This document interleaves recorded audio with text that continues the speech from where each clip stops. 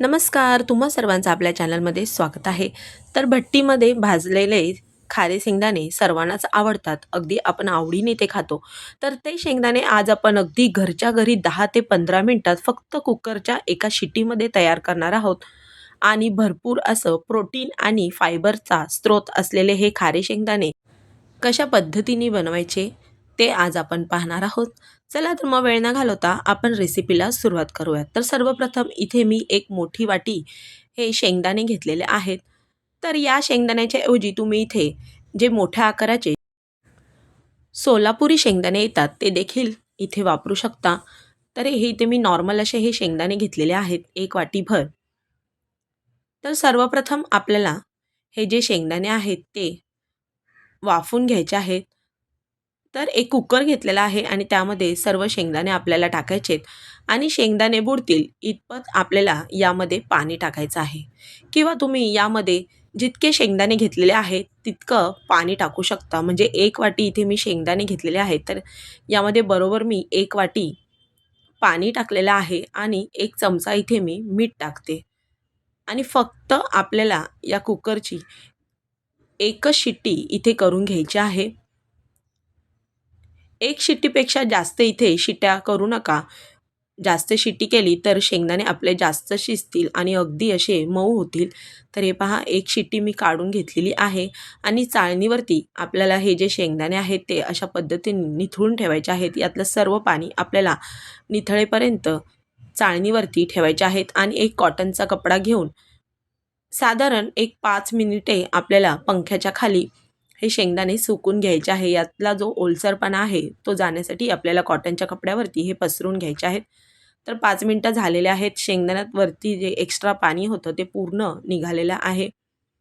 गॅसवरती मी एक कढाई ठेवून त्यामध्ये साधारण अर्धी वाटी मीठ घेतलेलं आहे. तर इथे आपल्याला अगदी ढीगभर असं मीठ वापरायचं नाही आहे. फक्त इथे मी अर्धी वाटी मीठ घेतलेलं आहे आणि जे आपण शेंगदाणे उकडून घेतले होते त्यातले अर्धे शेंगदाणे मी या मिठामध्ये टाकलेले आहे. गॅसची फ्लेम आपल्याला अगदी मीडियम ठेवायचे आहे आणि हे जे शेंगदाणे आहेत ते आपल्याला अशा पद्धतीने सतत हलवत सर्व बाजूनी छान असे खमंग होईपर्यंत भाजून घ्यायचे आहेत. तर इथे शेंगदाणे आपले थोडेसे ओलसर असल्यामुळे सुरुवातीला जे मीठ आहे ते शेंगदाण्यांना अशा पद्धतीने कोट होतं आणि नंतर जसे जसे आपले हे शेंगदाणे भाजत जातात, कोरडे होत जातात, तसं तसं यातलं जे मीठ आहे, जे बाजूनी आवरण तयार झालेलं होतं मिठाचं ते आपोआप निघून जातं आणि छान आपलं हे खमंग आणि कुरकुरीत असे हे आपले खारे शेंगदाणे तयार होतात. तर चवीला तर फारच अप्रतिम असे हे शेंगदाणे लागतात. आपण नेहमीच हे शेंगदाणे अगदी आवडीने खातो. पण आता आपण अगदी घरच्या घरी 10 ते 15 मिनिटात हे शेंगदाणे तयार करू शकतात. तर हे पहा, हे शेंगदाणे मस्त असे भाजून झालेले आहेत. तुम्ही पाहू शकता.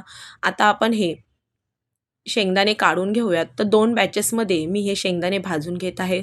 तर यातलं हे जे मीठ आहे ते आपण काढून घेणार आहोत. अशा पद्धतीने एखाद्या झाऱ्यावरती घेऊन आपल्याला हे शेंगदाणे सगळं व्यवस्थित यातलं मीठ काढून घ्यायचं आहे. तर अगदी मस्त थंडीच्या दिवसात देखील हे शेंगदाणे अगदी खायला छान लागतात. तुम्ही लहान मुलांना मधल्या सुट्टीमध्ये खाण्यासाठी देखील टिफिनमध्ये हे शेंगदाणे देऊ शकता किंवा जर प्रवासात जात असाल तर टाईमपास म्हणून देखील हे शेंगदाणे तुम्ही बनवून घेऊन जाऊ शकता. तर पाहिलंत ना अगदी काही 10 ते 15 मिनिटातच इथे आपण कुकरचा वापर करून हे शेंगदाणे अगदी छान असे बनवलेले आहेत. तर हे पहा इथे मी ही जी सेकंड बॅच आहे ती देखील करून घेत आहे. तर अगदी 10 ते 15 मिनिटात हे खारे शेंगदाणे आपण तयार केलेले आहेत. तर तुम्ही देखील अगदी घरच्या घरी अशाच पद्धतीने हे खारे शेंगदाणे नक्की करून पहा आणि ते कसे झाले त्याचा मला अभिप्राय कळवायला विसरू नका. तर अगदी छान, खमंग, कुरकुरीत असे हे खारे शेंगदाणे तयार झालेत. तुम्हाला आजची रेसिपी आवडली असेल तर व्हिडिओला लाईक करा. जास्तीत जास्त तुमच्या मित्रपरिवारासोबत शेअर करा. तुम्ही माझ्या चॅनलवर नवीन असाल, अजून सबस्क्राईब केलं नसेल तर सबस्क्राईब करा आणि बाजूचे बेल बटन देखील प्रेस करा. म्हणजेच तुम्हाला माझ्या येणाऱ्या नवीन व्हिडिओजची नोटिफिकेशन मिळेल. चला तर मग पुन्हा भेटूयात अशाच एक नवीन रेसिपीसह. रेसिपी पूर्ण पाहिल्याबद्दल धन्यवाद.